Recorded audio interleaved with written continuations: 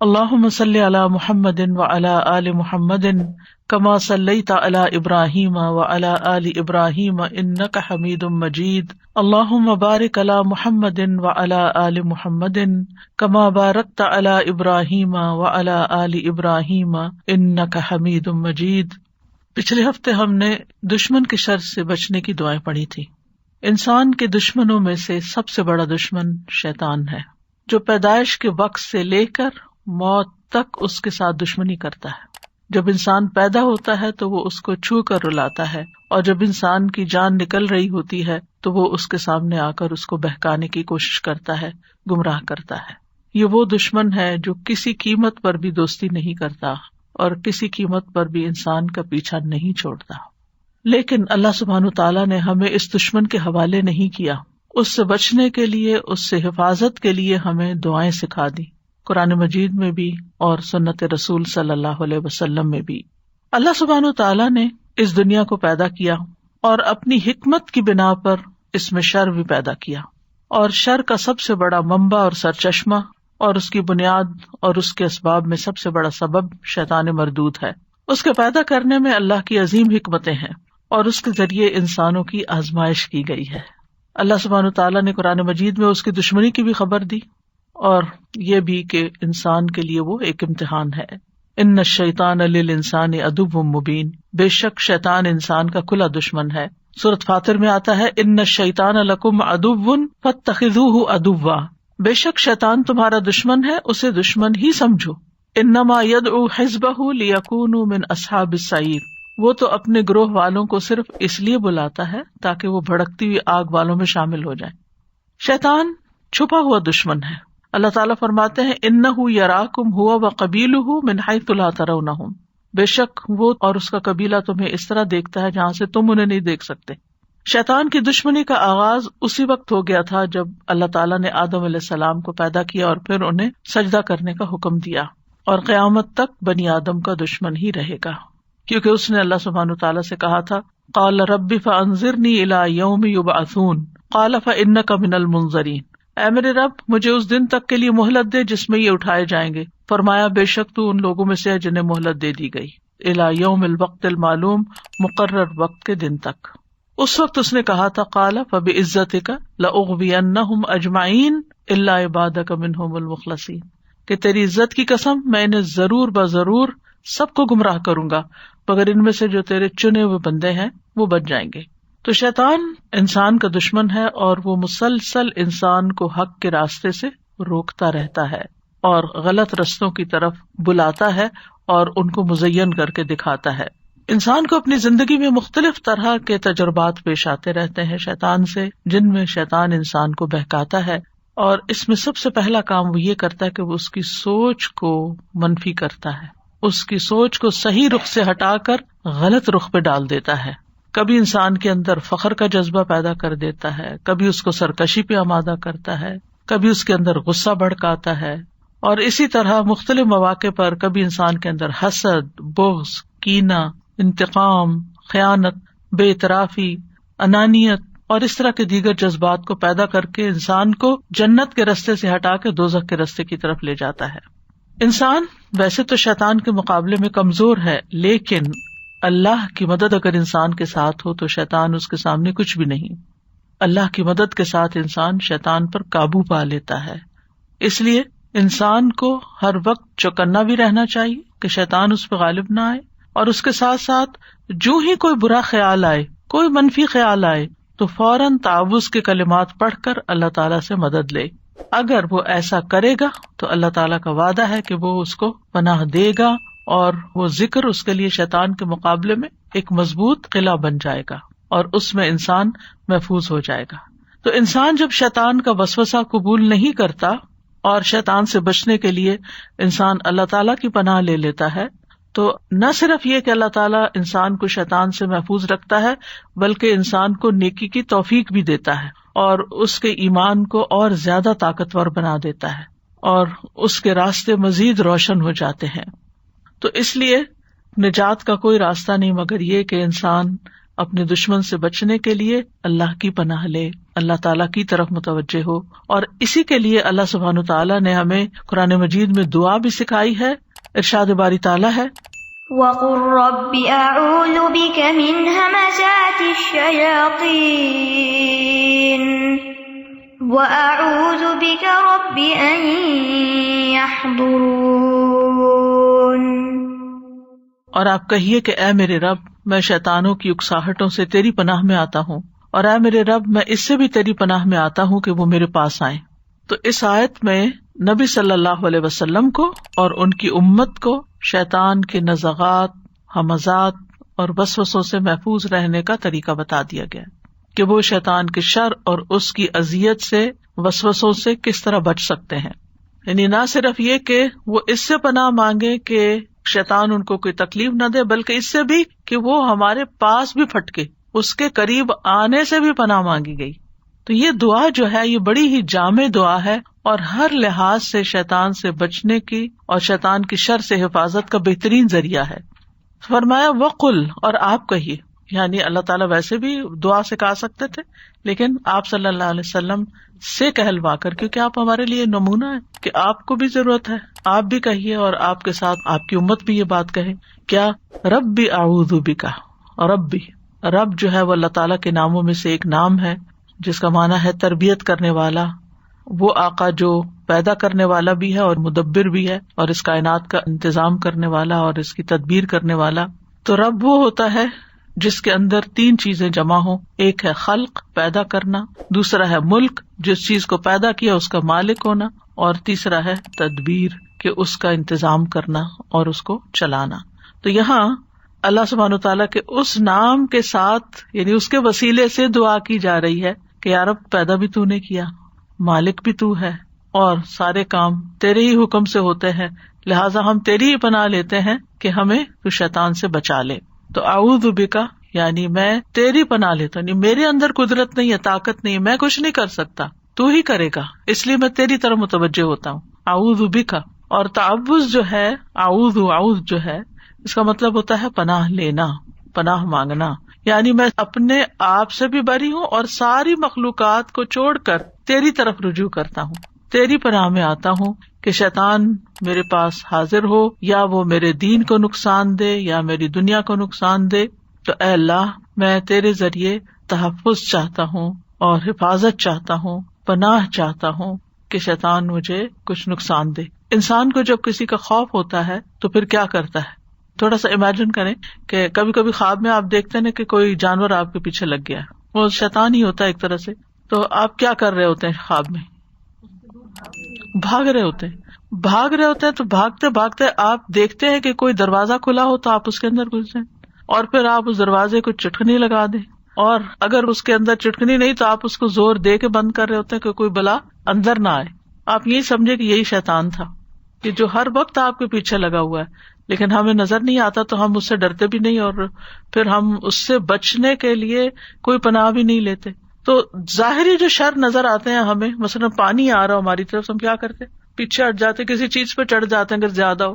آپ دیکھیے آج کل جہاں جہاں سیلاب آ رہے ہیں، لوگ اپنے چھتوں پہ چڑھ جاتے ہیں، اور 2 دن 3 دن بعض لوگ کراچی جیسے شہر میں پریشان رہے ہیں کہ نیچے پانی ہی پانی ہے.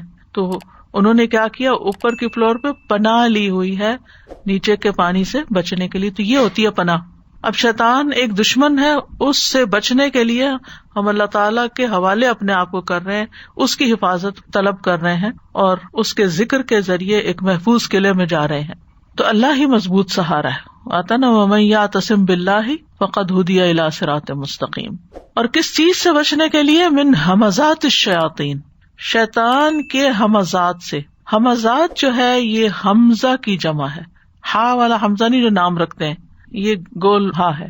عربی زبان میں اس کا مطلب ہوتا ہے کسی کو کچوکا مارنا یا دھکیلنا یا انگلی چبھونا یا پریشر دینا. اسی سے مہماز، لوہے کی وہ سلاخ ہوتی ہے، مہمیز لگانا، آپ نے سنا ہوگا لفظ، بہت پیور اردو میں ہوتا ہے مہمیز لگانا، جو جانور پر سوار شخص کے پاس ہوتی ہے اور وہ کیا کرتا ہے کہ اس کے ذریعے اس کو کچوکا لگاتا ہے. کبھی آپ گھوڑے پہ سوار ہوئے ہوں یا ٹانگے پہ سوار ہوئے ہوں تو آپ نے دیکھا ہوگا کہ اس چلانے والے کے پاس ایک چھانٹا سا ہوتا ہے جس کے ذریعے وہ اس کو تاکہ وہ آگے چلے، چابک بھی کہتے ہیں اس کو.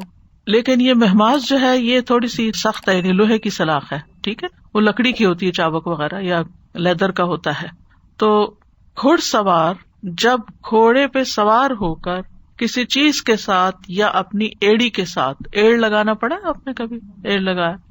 دوڑانے کے لیے ایڑ لگاتے، تو ایڑی کے ساتھ یا پھر کسی سلاخ کے ساتھ اس کے پیٹ پہ کچوکے لگاتا ہے تاکہ گھوڑا تیز بھاگے.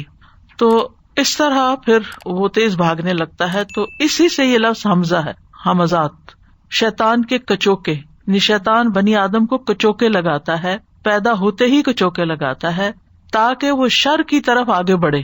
اسی لیے علماء کہتے ہیں کہ ہر وہ چیز جو آپ کو کسی ایسے کام پر ابھارے جس میں خیر نہ ہو تو وہ شیطان کی طرف سے ہے. یعنی اگر آپ کو کسی بھی ایسی چیز کے کرنے کا شوق پیدا ہو رہا ہے جس میں کوئی خیر نہیں تو یہ دراصل شیطان نے آپ کو اس کی طرف پش کیا ہوا ہے، یعنی ادھر آپ کو ڈال دیا ہے کہ یہ کرو یہ کرو یہ کرو، اس کو خوشنما بنا دیا، اس کا خیال آپ کے دل میں ڈالا ہے. آپ دیکھیں یہ زندگی بڑی قیمتی ہے، یہ وقت بھی بڑا قیمتی ہے، اس کو ہم گنوا نہیں سکتے. کہتے ہیں نا ٹائم از منی. تو ہم کام پہ ہوتے ہیں تو ہمیں ٹائم منی نظر آ رہا ہوتا ہے، لیکن جہاں ٹائم کی عوض ہمیں کچھ پیسے نہیں مل رہے ہوتے تو ہم بعض اوقات ریلیکس کرنے کے بہانے اور بالکل لغویات میں، بیکار کی باتوں میں اور فضول چیزوں میں اپنے آپ کو مصروف کر دیتے ہیں. اور ہم کہتے ہیں ہم ریلیکس سے می ٹائم ہے، میں جو چاہوں کروں. کبھی کچھ لگا کے دیکھنے لگتے ہیں جس کا دیکھنے کا کوئی فائدہ نہیں. ہر بیکار، بے فائدہ یا غلط چیز کی طرف اور ٹائم ویسٹنگ کی طرف شیطان لے جاتا ہے. تو یہ اس کے ہمزات ہوتے ہیں. یعنی بیسیکلی ہمزات کو آپ دوسرے لفظوں میں وسوسے کہہ لیجیے یا وہ خیالات کہہ لیجیے جو وہ اندر ڈالتا ہے اور پھر ریپیٹڈلی ڈالتا ہے، ایک دفعہ نہیں، بار بار بار بار بار بار. انگریزی میں وسپر کہیں گے اور پھر عربی میں وسوسہ کہیں گے. اور اسی طرح یعنی کہ بیکار کاموں کی طرف بھی لے جاتا ہے اور ممنوع چیزوں کی طرف بھی لے جاتا ہے.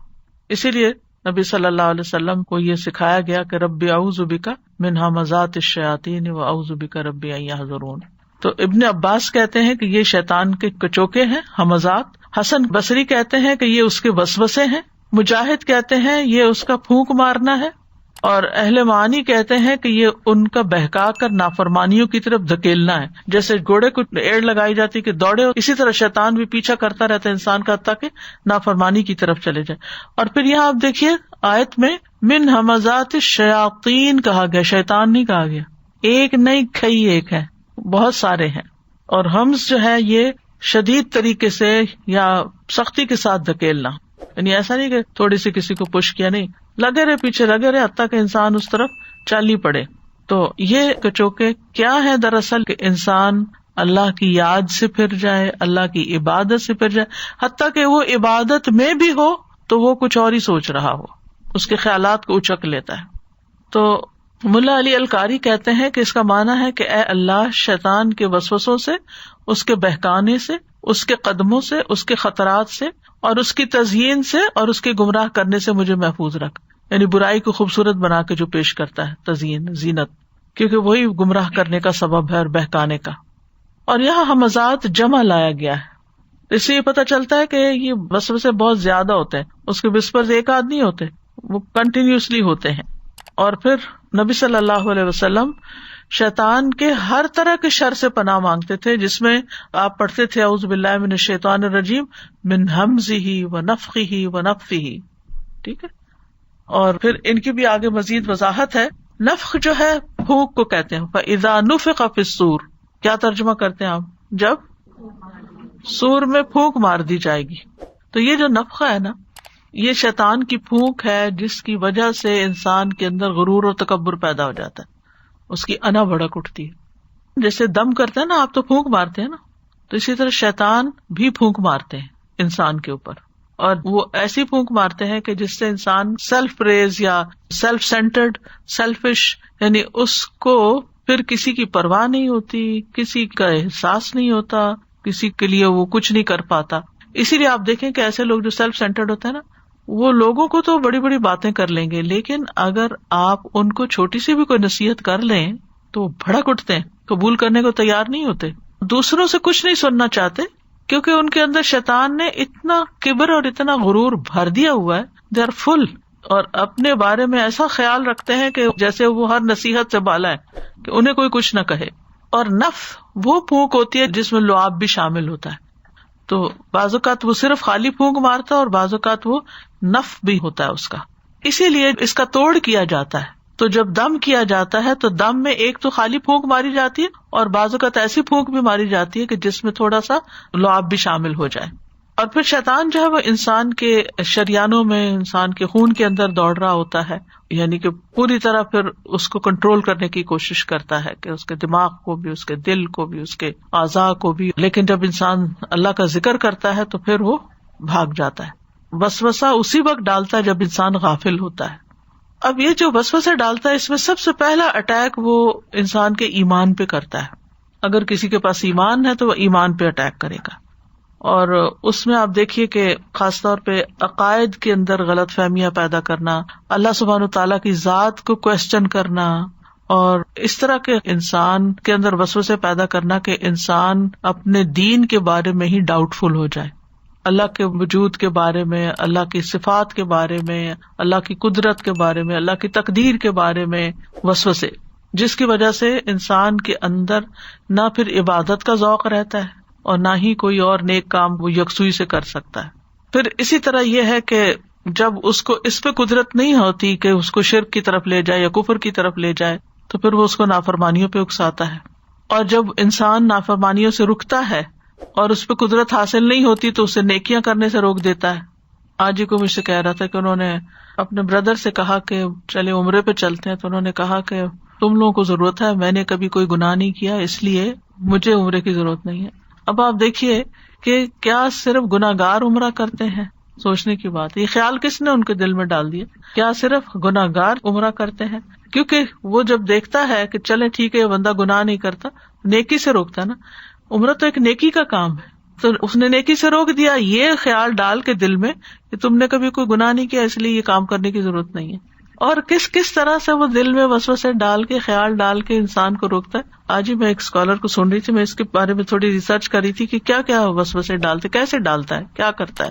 ایکسپیرینس تو سبھی کو ہوتا ہے لیکن ہمیں سمجھ نہیں آتی کہ یہ شیطان کا وسوسہ ہے یا ویسے ہی ہمیں خیال آ رہا ہے، تو ہم اس کو اتنا سیریسلی نہیں لیتے اور پھر اگنور کر دیتے ہیں اور بات ختم ہو جاتی ہے.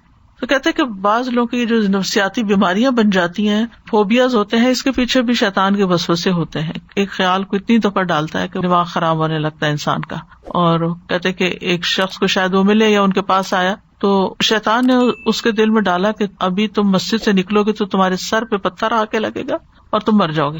ساری مسجد خالی ہو اور باہر نہ نکلی کہ مجھے ڈر لگ رہا ہے اور میرا دل گھبرا رہا ہے کہ میں نکلا تو میرے ساتھ یہ ہو جائے گا. اچھا اب یہ کیا تھی؟ یہ شیطان کی ایک چال تھی کہ اس کے بعد یہ دوبارہ مسجد نہ آئے، کہ مسجد سے نکلنے پر ہی تم نے مرنا ہے. اسی طرح انسان بعض اوقات کوئی خیر کا کام کرنا چاہتا ہے اور اس کے دل میں ایسے وسوسے ڈالتا ہے کہ وہ اس سے رک ہی جاتا ہے. مثلا آپ نے کہیں جانا ہے کسی اچھے کام پہ، پتہ نہیں کہیں راستے میں ایکسیڈنٹ نہ ہو جائے، پتہ نہیں یہ نہ ہو جائے، آج میرا دل کچھ خراب ہو رہا ہے. یہ دل کس نے خراب کیا؟ شیطان ہی ہوتا ہے جو وسوسے ڈال کے دل بھی خراب کرتا ہے، کیونکہ شیطان انسان کا دشمن ہے. وہ انسان کو غمگین کرنا چاہتا ہے، یعنی شیطان انسان کو پریشان کرتا ہے. تو یہ جو وسوسے ہوتے ہیں ان کے ذریعے پریشانی بھی پھیلاتا ہے، غمگین بھی کرتا ہے، اور اسی طریقے سے پھر وہ پھیر کے انسان کو نیکی کے کام سے روک دیتا ہے. اگر تم نے یہ کام شروع کر لیا، مثلا قرآن پڑھنا شروع کر لیا، تو لوگ تو تمہیں بڑا نیک سمجھنے لگیں گے اور پھر اس طرح تو تم ریاکاری کرو گی اور پھر بہتر ہے کہ تم جیسے ہو ایسے ہی ٹھیک ہے. نیکی میں آگے نہیں بڑھنے دیتا اور پھر بعض اوقات واقعی ریاکاری کروا کے نیکیاں ضائع کروا دیتا ہے. یعنی آپ اس کے کہنے سے عبادت سے بھی نہیں رکے، آپ اس کے کہنے سے نافرمانی میں بھی نہیں پڑے. اب آپ ایک محتاط زندگی بسر کر رہے ہیں اللہ کی رضا کے لیے. اب وہ آ کے کیا کرے گا کہ آپ کے دل میں خیال ڈالے گا نفخ، تم تو اتنے نیک ہو.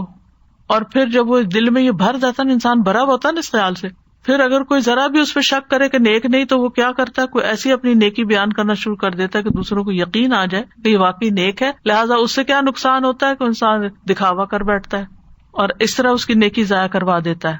اور پھر اگر انسان ان ساری چیزوں سے بچ جائے تو اس کے اندر خود پسندی ڈال دیتا ہے کہ انسان پھر بہت سیلف سینٹر ہو جاتا ہے اور اپنے آپ کو بڑی چیز سمجھنا شروع کر دیتا ہے. اور پھر جب وہ اپنے آپ کو بہت اچھا سمجھتا ہے تو ہر دوسرے کو وہ کیا سمجھتا ہے؟ گناہگار یا برا، یعنی کوئی نہ کوئی اس کے اندر اس کو عیب دکھاتا ہے.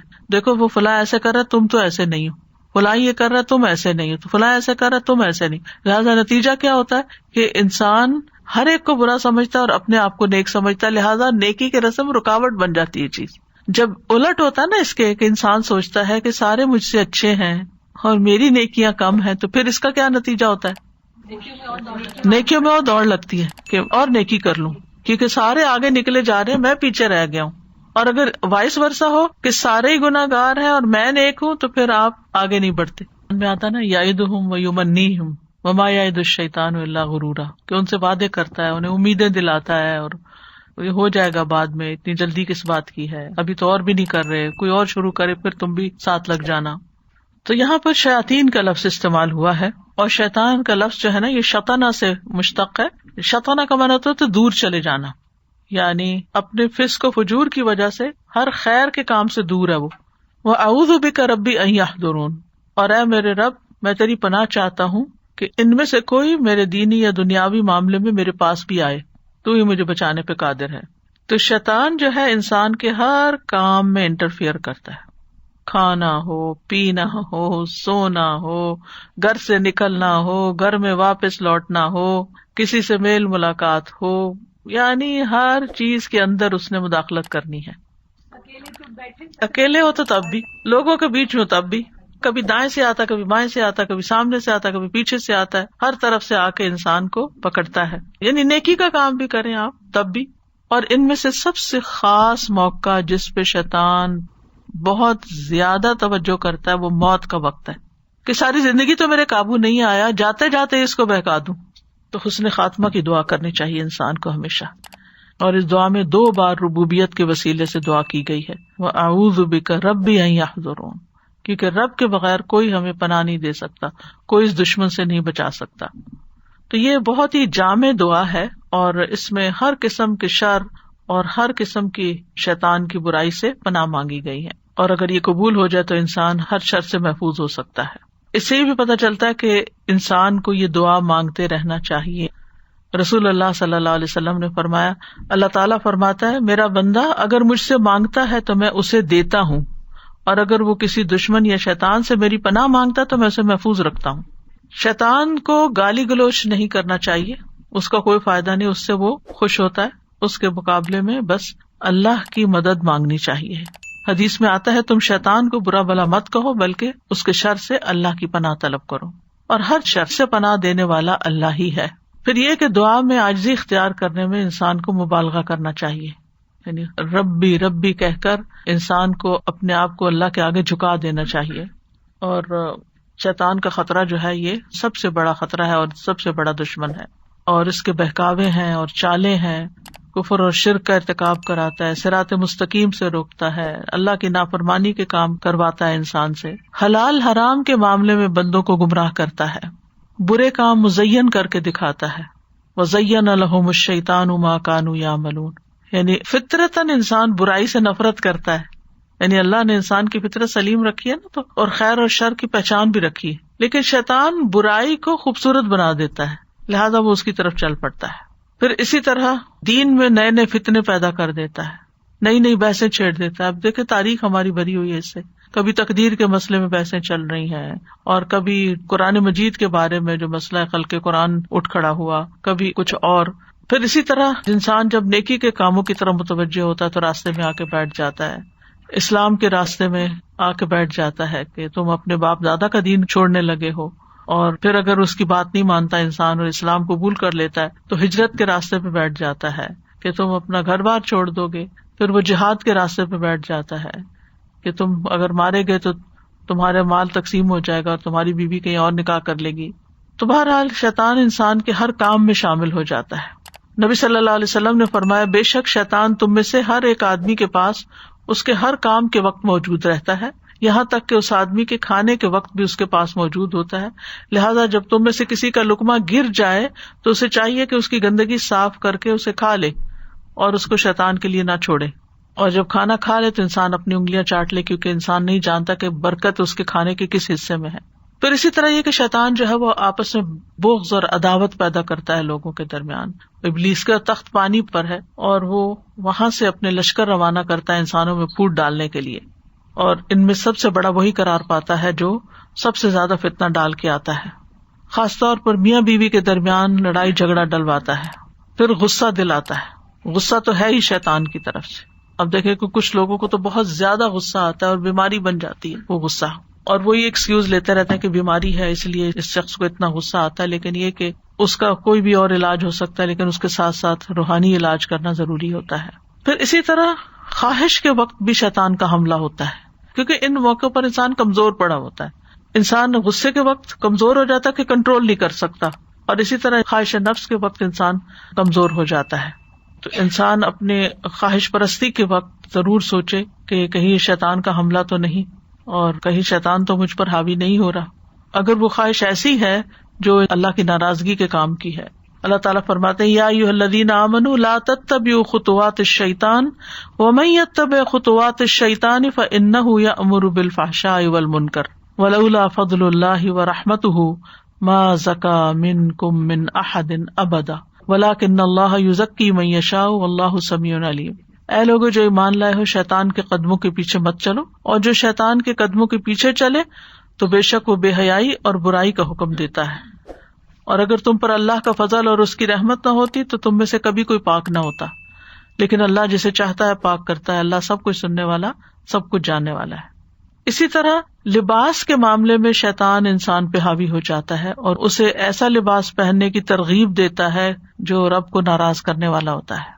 اللہ تعالیٰ فرماتے ہیں یا بنی آدم لا یفتننکم الشیطان کما اخرج ابویکم من الجنۃ ینزع عنہما لباسہما لیریہما سوآتہما.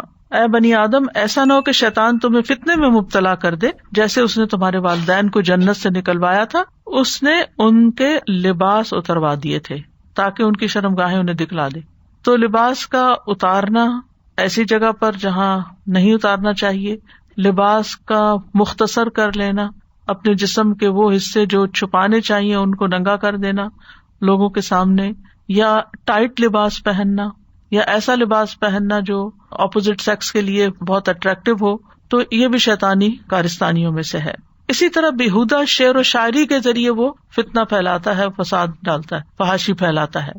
ابو سعید کہتے ہیں کہ ہم رسول اللہ صلی اللہ علیہ وسلم کے ہمراہ مقام عرش کی طرف جا رہے تھے. ایک شاعر سے شعر پڑھتے ہوئے سامنا ہو گیا تو رسول اللہ صلی اللہ علیہ وسلم نے فرمایا شیطان کو پکڑو یا شیطان کو روکو, وہ بہت شعر پڑھ رہا ہوگا. آدمی کا پیٹ پیپ سے بھر جائے, یہ اس کے لیے زیادہ بہتر ہے کہ وہ شعر کے ساتھ بھرے, یعنی ایسے فضول شعر یا ایسے سانگز یا ایسی چیزیں یاد کر لے کہ جو فحاشی پر مبنی ہو. پھر اسی طرح فضول خرچی کرواتا ہے, یعنی مال کو غلط راستے پر ضائع کرواتا ہے, کیونکہ انسان بہت محنت سے مال کماتا ہے اور محنت سے کمایا ہوا مال وہ رائے گاہ کرواتا ہے. اللہ تعالیٰ فرماتے ہیں وَآتِ ذَا الْقُرْبَى حَقَّهُ وَالْمِسْكِينَ وَابْنَ السَّبِيلِ وَلَا تُبَذِّرْ تَبْذِيرًا إِنَّ الْمُبَذِّرِينَ كَانُوا إِخْوَانَ الشَّيَاطِينِ وَكَانَ الشَّيْطَانُ لِرَبِّهِ كَفُورًا. اور رشتہ دار کو اس کا حق دو, اور مسکین اور مسافر کو حق دو, اور فضول خرچی نہ کرو, کیونکہ فضول خرچی کرنے والے شیطانوں کے بھائی ہیں اور شیطان اپنے رب کا ناشکرا ہے. فضول خرچی سے آپ کیا مراد سمجھتے ہیں؟ آپ میں سے کوئی بتائے گا کیا ہوتی ہے فضول خرچی؟ السلام علیکم السلام. بغیر ضرورت کے چیزیں جمع کرنی یا لے لینی جن کی کوئی اور یہ چیز سستی ہے ہمیں لے لینی چاہیے, شاید ضرورت پڑ جائے. وہ سستی کے بہانے ہی دلواتا ہے نا. اور پھر آپ دیکھیں کہ بعض اوقات چیزیں پڑی رہتی ہیں. اگر ضرورت ایک ہے تو بائی 2 get 1 free. بعض اوقات صرف دکھاوے کے لیے, بعض اوقات یہ کہ کسی کا مقابلہ کرنے کے لیے. ختم ہو جائے گی. ہاں, خوف بھی دلاتا ہے. یعدکم الفقر, شیطان تم سے فقر کا وعدہ کرتا ہے کہ تم محتاج ہو جاؤ گے, یعنی محتاج ہونے کے بارے میں خوف دلاتا ہے. کہ انسان کیا کرتا ہے کہ پھر بجائے اس کے کہ اپنی آخرت کے لیے کوئی جمع کرے, پھر وہ اور سمیٹنا شروع کر دیتا ہے حرص اور لالچ کے ساتھ. جیسے ایک ٹرینڈ ہوتا ہے نا ایکسیسرائز کرنے کا, بہت زیادہ ٹرینڈ ہے. اب گاڑی ہے, سب کچھ ہے, اس میں بیسک چیزیں ساتھ ہی آتی ہیں, لیکن پھر وہ ایکسیسریز, ویل کپ کے اوپر ایکسٹرا چیزیں لگ رہی ہیں, باہر کوئی اور چیز, یعنی اتنی زیادہ اب ہر چیز میں ایکسیسریز بہت ایڈ ہو گئی ہیں. ایک موبائل بھی ہے, اچھا موبائل ہے, ایکسپینسو بھی ہے, آپ نے کیس بھی لے لیا, اب اس کے ساتھ اور اتنی ایکسیسریز آ جائیں گی. Every thing has accessories now. Access کا مطلب کیا ہے؟ ایکسس سے ہے یعنی ایکسٹرا ہی ہے. اسی طرح اپنی استطاعت سے بڑھ کے خرچ کرنا بھی، یعنی آپ کے پاس ہے نہیں لیکن آپ قرض لے کے آپ کریڈٹ کارڈ یوز کرتے چلے جا رہے ہیں جبکہ آپ کے پاس حقیقت میں کوئی پیسے ہیں نہیں، اپنے اوپر قرضہ چڑھائے چلے جا رہے ہیں، پھر اس کو ادا کرنے کے لیے کچھ اور غلط طریقے اختیار کرتے ہیں. اگر ہے اور ضرورت ہے آپ کو اور ایک کمفرٹیبل لائف ہے تو ٹھیک ہے، لیکن صرف دکھاوے کے لیے نہ ہو اور پھر یہ کہ کسی کے مقابلے کے لیے نہ ہو، غلط طریقوں سے نہ کمایا ہوا ہو اور غلط طریقے پر استعمال نہ کیا جائے.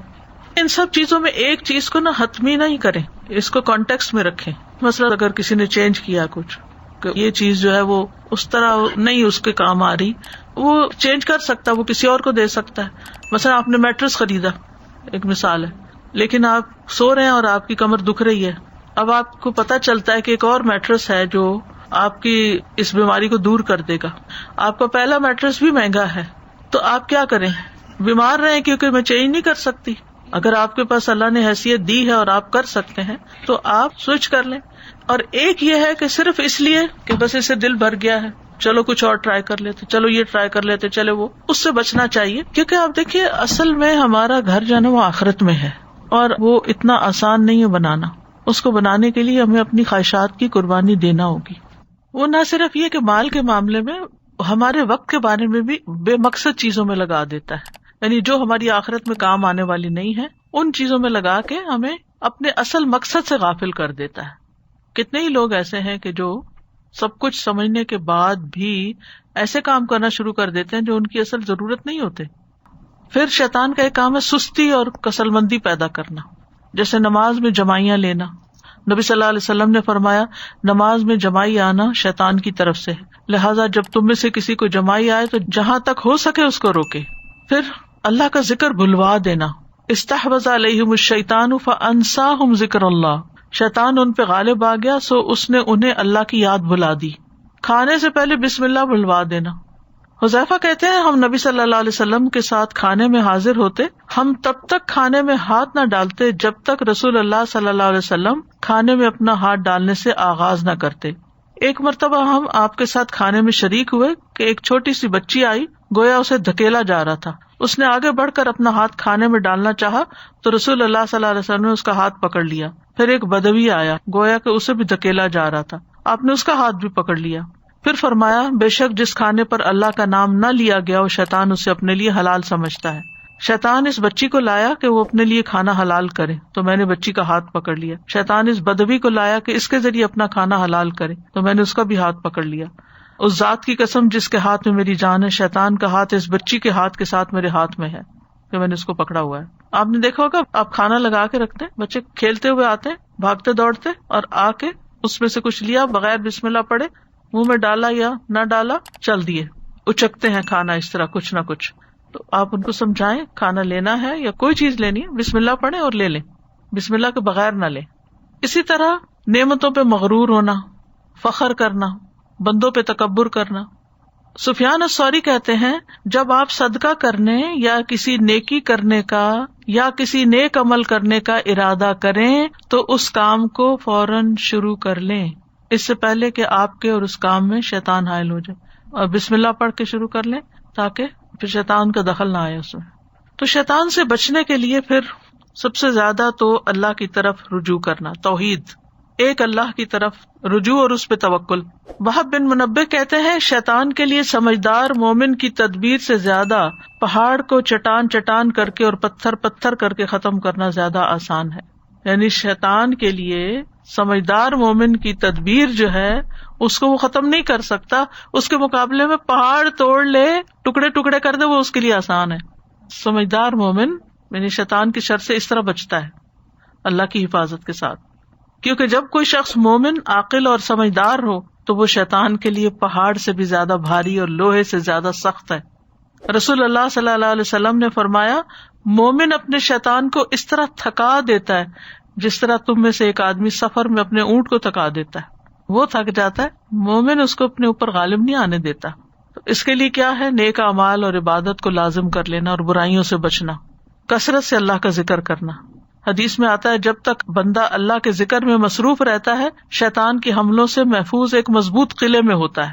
ابن قیم کہتے ہیں ذکر کرنے والا قلعے میں ہوتا ہے، ذکر کے قلعے میں ہوتا ہے، جب وہ غافل ہوتا ہے تو قلعے کو کھول دیتا ہے تو دشمن اس میں داخل ہو جاتا ہے، یا تو وہ دل میں ہی ٹھہر جاتا ہے یا دل سے نکالنا مشکل ہو جاتا ہے. کیونکہ ایک دفعہ آپ غفلت میں پڑتے ہیں نا، پھر سستی، اور اچھا ابھی کر لیتے ہیں، کر لیں گے، ہو جائے گا، اور اچھا بھلے نیکی کے کام کو اتنی تاخیر سے کرتے ہیں. نماز کا ہی دیکھ لیں، اگر آپ وقت پہ پڑھ لیں تو پڑھ لیں، اور اگر آپ تاخیر کرنا شروع کر دیں تو بنا لیتے ہیں، یہ وجہ ہے وہ وجہ ہے، یہ کام ختم کر لوں نا پھر زیادہ اچھی نماز پڑھوں.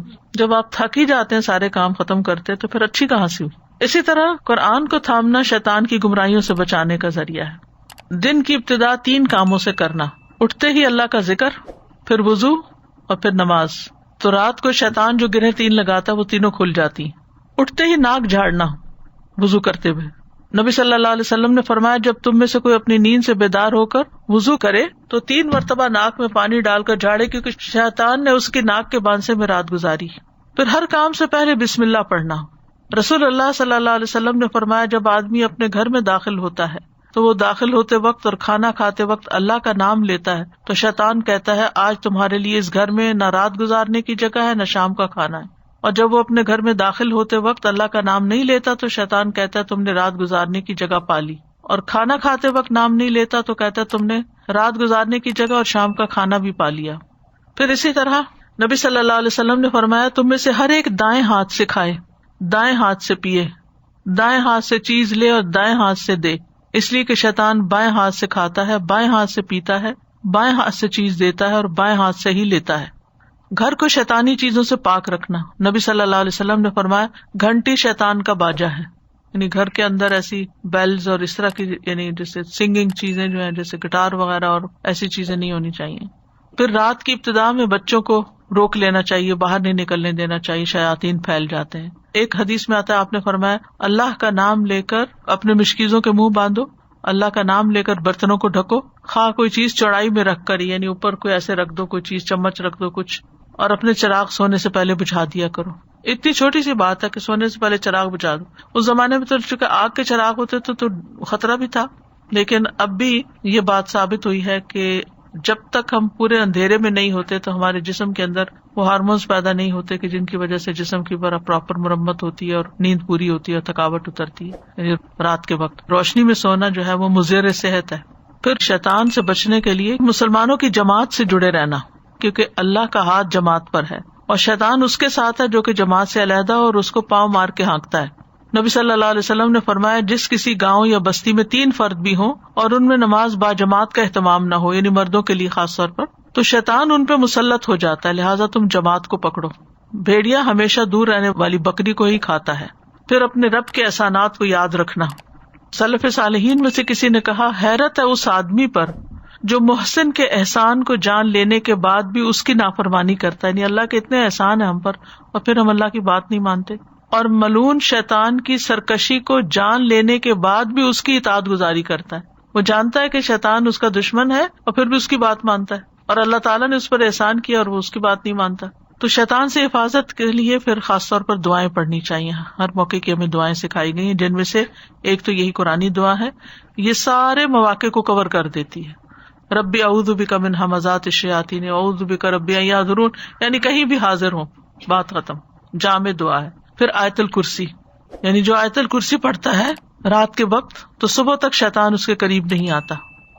پھر سورۃ الفلق اور سورۃ الناس، اور اس میں خاص طور پر سورۃ الناس جو وسوسوں کا علاج بھی ہے. من شر الوسواس الخناس الذی یوسوس فی صدور الناس من الجنۃ والناس. نبی صلی اللہ علیہ وسلم نے فرمایا یہ 2 صورتیں جو ہیں یہ تعوذ کے سب سے افضل کلمات ہیں، یعنی حدیث کا مفہوم ہے، جن سے تعوذ کرنے والے تعوذ کرتے ہیں. پھر مسنون دعاؤں میں اعوذ باللہ من الشیطان الرجیم، قرآن مجید پڑھنے سے پہلے اعوذ باللہ پڑھنے کا حکم ہے. فَإِذَا قَرَأْتَ الْقُرْآنَ فَاسْتَعِذْ بِاللَّهِ مِنَ الشَّيْطَانِ الرَّجِيمِ. نبی صلی اللہ علیہ وسلم قرات سے پہلے اعوذ باللہ من الشیطان الرجیم پڑھتے تھے. کیونکہ قرآن ہدایت کی کتاب ہے تو شیطان سب سے زیادہ وہاں آتا ہے کہ اس کو یہ سمجھ نہ آئے یا غلط سمجھے یا اس پر عمل ہی نہ کرے یا اس کو بے دلی سے پڑھے یا اس کو سمجھنے میں اس کو مشکل پڑے. پھر اعوذ باللہ من الشیطان الرجیم من ہمزہ ونفخہ ونفثہ. نبی صلی اللہ علیہ وسلم جب نماز کے لیے کھڑے ہوتے تو پہلے دعائے استفتاح پڑھتے، جیسے سبحانک اللہم و بحمدک و تبارک اسمک، یا اور جو دعائے استفتاح ہے. اس کے بعد پڑھتے اعوذ باللہ من الشیطان الرجیم من ہمزہ ونفخہ ونفثہ، پھر بسم اللہ الرحمن الرحیم اور سورۃ الفاتحہ. پھر خاص طور پر جو لوگ شیطانی وسوسوں کا شکار ہوتے ہیں تو ان کو ضرور یہ دعائیں پڑھنی چاہیے. رسول اللہ صلی اللہ علیہ وسلم نے فرمایا، شیطان تم میں سے کسی کے پاس آتا ہے اور اس سے کہتا ہے یہ کس نے پیدا کیا، یہ کس نے پیدا کیا، حتیٰ کہ سوال کرنے لگتا ہے کہ تیرے رب کو کس نے پیدا کیا. تو یہ تو ہر ایک کے ذہن میں یہ سوال ڈالتا ہے نا. لہٰذا جب یہاں تک نوبت پہنچ جائے تو شیطان سے بچنے کے لیے اسے اللہ کی پناہ میں آنا چاہیے اور اس شیطانی خیال کو چھوڑ دینا چاہیے. پھر نماز میں وسوسے ڈالتا ہے، اذان ہوتی ہے تو بھاگ جاتا ہے، پھر نماز شروع ہوتی ہے پھر آ جاتا ہے، پھر منفی خیالات پیدا کرتا ہے، دوسروں کے بارے میں بدگمان کرتا ہے. تو وسوسوں کے علاج میں سب سے پہلے اللہ کی پناہ مانگے. سورۃ الاعراف میں آتا ہے وَإِمَّا يَنزَغَنَّكَ مِنَ الشَّيْطَانِ نَزْغٌ فَاسْتَعِذْ بِاللَّهِ إِنَّهُ سَمِيعٌ عَلِيمٌ. اور اگر کبھی شیطان کی طرف سے تجھے کوئی اکساہٹ ابھار دے تو اللہ کی پناہ طلب کر، بے شک وہ سب کچھ سننے والا سب کچھ جاننے والا. کبھی ایسا ہوتا ہے نا آپ اریٹیٹڈ ہوتے ہیں اور بغیر کسی وجہ کے ہوتے ہیں، جو آپ سے بات کرے اسی کو آپ پڑ جاتے ہیں اور دوسرے کو سمجھ نہیں آتی کہ میرا کیا قصور ہے اس میں. وجہ کچھ اور بھی ہوتی ہے اور بعض اوقات کو خاص وجہ نہیں ہوتی. شیطان برے برے خیال ڈال کے انسان کے اندر ایسی کیفیت پیدا کر دیتا ہے بے چینی کی. تو یاد رکھیے کہ وسوسہ جب تک دل میں ہے تو پکڑ نہیں ہے. اگر ایگزیکیوٹ کرنے لگ گئے یا اس کا کوئی ریئیکشن شو کیا یا زبان پہ لا کے بولا تو پھر پکڑ ہے. نبی صلی اللہ علیہ وسلم نے فرمایا بے شک اللہ نے میری امت کی ان باتوں سے درگزر فرمایا ہے جو دل میں اپنے آپ سے کریں، جب تک وہ ان کو زبان پر نہ لائے اور ان پر عمل نہ کریں تو اللہ تعالیٰ اسے درگزر کرتا ہے. ایک آدمی نبی صلی اللہ علیہ وسلم کی خدمت میں آیا اور کہنے لگا اللہ کے رسول ہمارے دل میں کچھ خیالات آتے ہیں، اور وہ اشارے کنایے سے کچھ اس طرح کہہ رہا تھا کہ ان خیالات کو زبان پر لانے کی بجائے کوئلہ ہو جانا اس سے زیادہ پسند ہے اس کو. تو آپ نے فرمایا اللہ اکبر اللہ اکبر اللہ اکبر، الحمد للہ الذی رد کیدہ الی الوسوسہ. حمد اس اللہ کی جس نے ابلیس کے مکر کو وسوسے کی طرف لٹا دیا. یعنی ابلیس ہمارے اوپر مسلط نہیں ہو سکتا مگر یہ کہ اس کو اتنی چھٹی دے دی گئی کہ وہ دل میں وسوسہ ڈال دے. جب وسوسہ آئے تو اعوذ باللہ پڑھیں، اپنے دل پہ تھتکاریں. خاص طور پر اگر نماز میں 3 دفعہ تعوذ پڑھ کے 3 دفعہ بائیں جانب تھتکاریں، یعنی اعوذ باللہ السمیع العلیم من الشیطان الرجیم من نفخہ ونفثہ وہمزہ پڑھ کے پھر اعوذ باللہ السمیع العلیم من الشیطان الرجیم من ہمزہ ونفخہ ونفثہ. پہلے حمز آتا ہے پھر نفس آخر میں آتا ہے. وہ ایک صحابی آئے، انہوں نے اپنی پریشانی کا اظہار کیا تو آپ صلی اللہ علیہ وسلم نے ان کو یہی دعا سکھائی تو وہ اس بیماری سے نجات پا گئے، مشکل آسان ہو گئی. پھر یہ ہے کہ خیالات کو جھٹک دیا کریں، دور کریں ان کو خود ذہن میں لا کے نہیں برے خیالات سوچیں، اپنے ذہن کو کسی اور کام میں مشغول کریں. جو نیورو پاتھس بنے ہوئے نا آپ کے دماغ میں برین میں ان کو بریک کریں اور چیزیں اس میں ڈال کے، کیونکہ جب انسان اللہ کا ذکر کرتا ہے، اللہ کی مدد مانگتا ہے، شیطان مکھی کی طرح ہو جاتا ہے، کمزور چھوٹا سا. اب آپ دیکھیں جیسے مکھی ہوتی ہے نا، مکھی سے کیوں تشبیہ دی گئی؟ مکھی کیا کرتی ہے؟ جتنا جھٹکتے پھر آ جاتی پھر آ جاتی پھر آ جاتی. کیا وہ آپ کو قتل کر سکتی؟ کیا وہ آپ کو پکڑ سکتی؟ وہ کیا کر سکتی؟ شیطان بھی یہی کرتا ہے، اس کا ہم پہ زور نہیں ہوتا. جیسے یہ چیز تو حدیث سے ہے کہ شیطان وسوسے ڈالتا ہے اور روح کو تھوڑا کمزور وغیرہ کر سکتا ہے، لیکن کیا فزیکلی بھی جو تکلیف میں دے سکتا ہے؟ بعض بیماریاں جو فزیکل بیماریاں ہوتی ہیں ان میں بھی شیطان کا عمل دخل ہوتا ہے، کیونکہ شیطان انسان کے جسم میں خون کی طرح دوڑتا ہے نا. کیونکہ کسی کا ایسا ہوا تھا کہ ان کو بہت تکلیفیں ہو رہی تھی لیکن کوئی ڈاکٹر نہیں بتا سک رہا تھا کہ ان کو کیا پرابلم. وہ بیماریاں نظر نہیں آتی ٹیسٹ، نہ بلڈ میں نظر آتی ہیں اور چھپا ہوا ہوتا ہے نا. پھر اسی طرح ایک اور دعا سکھائی گئی، هو الاول والآخر والظاہر والباطن وهو بكل شيء علیم. اس بارے میں ابو زمیل کہتے ہیں میں نے ابن عباس سے سوال کیا اس کیفیت کا کیا ہو جو میں اپنے سینے میں پاتا ہوں. انہوں نے پوچھا وہ کیا ہے؟ کہا اللہ کی قسم میں زبان پہ نہیں لا سکتا. انہوں نے کہا وہ شک و شبہ والی بات ہے. وہ ہنس دی اور بولے اس سے کسی کو نجات نہیں ملی، حتیٰ کہ اللہ تعالیٰ نے یہ آیت اتار دی فَإِن كُنتَ فِي شَكٍّ مِّمَّا أَنزَلْنَا إِلَيْكَ فَاسْأَلِ الَّذِينَ يَقْرَؤُونَ الْكِتَابَ. یعنی پروفٹ کو کہا جا رہا ہے اگر آپ اس بارے میں کسی شک میں کہ جو ہم نے آپ کی طرف نازل کیا تو ان لوگوں سے پوچھ لیجئے جو آپ سے پہلے کتاب پڑھتے ہیں. یعنی شک سے کسی کو نجات نہیں ملی. پھر انہوں نے مجھ سے کہا جب تم اپنے نفس میں کچھ محسوس کرو تو یہ پڑھا کرو هو الاول والآخر والظاہر والباطن وهو بكل شيء علیم. یہ وسوسے کا بہترین علاج ہے. پھر شیطان سے حفاظت کی کچھ اور دعائیں بھی ہیں. اعوذ بکلمات اللہ التامۃ من غضبہ وشر عبادہ ومن همزات الشیاطین وان یحضرون. میں اللہ کے تمام کلمات کی پناہ میں آتا ہوں اس کی ناراضگی سے، اس کے بندوں کی شرارتوں سے، شیطانوں کے وسوسوں سے، اور اس بات سے کہ وہ میرے پاس آئیں. پھر اسی طرح گھبراہٹ کے وقت یہ دعا پڑھنی چاہیے، یعنی جب آپ کا دل گھبرا رہا ہو. اور اس میں آپ دیکھیں کہ اللہ تعالیٰ کی تمام کلمات، ساری کتابوں یعنی قرآن اور انجیل اور زبور، یہ ساری چیزیں جو ہیں سب کا ایک طرح سے واسطہ دیا جا رہا ہے. پھر ہے اعوذ بکلمات اللہ التامۃ من کل شیطان وہامۃ ومن کل عین لامۃ. میں پناہ پکڑتا ہوں اللہ کے پورے کلمات کے ذریعے اور ہر ایک شیطان سے، ہر زہریلے جانور سے، ہر نقصان پہنچانے والی بری نظر سے. اس میں ساری چیزیں آ گئی جن سے ہم ڈرتے ہیں. کون کون سی چیزیں؟ شیطان، زہریلے جانور جیسے سانپ بچھو وغیرہ ہوتے ہیں نا، اور ہر بری نظر سے. نہ صرف یہ کہ اپنے لیے پڑھنی چاہیے بلکہ اپنی اولاد کو بھی اللہ کی پناہ میں دینا چاہیے. نبی صلی اللہ علیہ وسلم حضرت حسن اور حسین رضی اللہ عنہما کے لیے پناہ طلب کرتے تھے اور فرماتے تھے کہ تم دونوں کے والد ابراہیم علیہ السلام بھی ان کے ذریعے اسماعیل اور اسحاق علیہ السلام کے لیے اللہ کی پناہ لیتے تھے. وہ کیا ہے؟ اعیذکما بکلمات اللہ التامۃ من کل شیطان وہامۃ ومن کل عین لامۃ. بعض لوگ کہتے ہیں نا کہ ہمارے بچے دور ہیں کہ ہم دور سے آیت الکرسی پڑھ کے پھونک دیں. آیت الکرسی کا تو نہیں ملتا لیکن یہ دعا ملتی ہے. یعنی اللہ کے سارے ناموں کے ساتھ اللہ کو واسطہ دے کر ہم اللہ کی پناہ میں آتے ہیں کہ اللہ تعالیٰ ہمیں بچا لے شیطان کے شر سے. یا اگر کسی اور کو آپ پناہ میں دے رہے ہیں، اگر مثلاً آپ کسی پہ دم کر رہے ہیں تو اس وقت آپ کہیں گے اعیذک یا اعیذک، اور اپنے لیے پڑھیں گے اعوذ.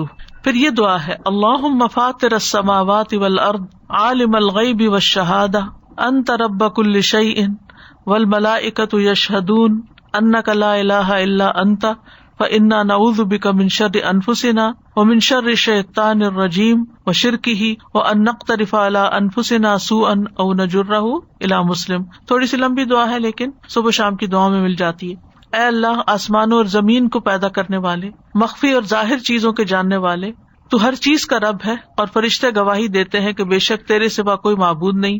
بس ہم تیری پناہ چاہتے ہیں اپنے نفسوں کے شر سے اور شیطان مردود کے شر سے، اس کے شرک کے شر سے، یعنی شیطان جو شرک پھیلاتا ہے، اور اس بات سے بھی کہ ہم اپنے نفسوں پر کسی برائی کا ارتکاب کریں، یعنی ہم اپنے اوپر خود ظلم کریں یا کسی اور مسلمان کو اس کی طرف کھینچ لے جائیں، یعنی خود تو نہیں کرتے لیکن اوروں کو غلط رستے پہ ڈال دیں.